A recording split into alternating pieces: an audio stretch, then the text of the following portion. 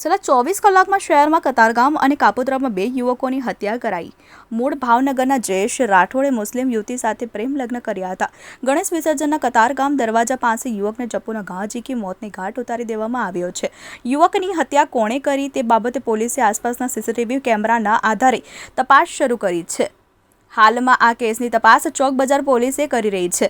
થોડા જ અંતરેથી ચપ્પુ પણ મળી આવ્યો છે, જે પોલીસે કબજે કર્યો છે। મૃતકનું નામ જયેશ ઉર્ફે જલો લક્ષ્મણ રાઠોડ છે અને તે કતારગામ કુબેરનગરનો વતની છે અને મૂળ ભાવનગરનો રહેવાસી હતો। વધુમાં તેણે મુસ્લિમ યુવતી સાથે પ્રેમ લગ્ન કર્યા હોવાની વાત છે અને તે મુસ્લિમ યુવતી બાળકીને લઈ તેની સાથે રહેતી હતી। આ ઘટના સાંજના સમયે બની હતી। સીસીટીવી કેમેરામાં એક શખ્સ ભાગતો દેખાય છે, જેના આધારે પોલીસે તપાસ શરૂ કરી છે।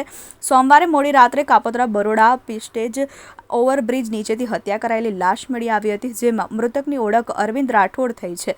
યુવકને પથ્થર વડે માથાના પાછળના ભાગે અને મોઢાના ભાગે ઈજાઓ થઈ હતી। આ બાબતે કાપોદ્રા પોલીસે યુવકના મોટા ભાઈ દશરથ રાઠોડની ફરિયાદ લઈ અજાણ્યા સામે હત્યાનો ગુનો નોંધ્યો છે। મરનાર 5 થી 6 દિવસ પહેલા વતન પાલીતાણાથી મજૂરી કામ માટે સુરત આવ્યો હતો। અરવિંદ અપરિણીત હતો। સીસીટીવી કેમેરામાં મૃતક હત્યારો બંને ચાલતા જતા દેખાય છે। જોકે હત્યારો કોણ હતો તે બાબતે પોલીસે તપાસ શરૂ કરી છે।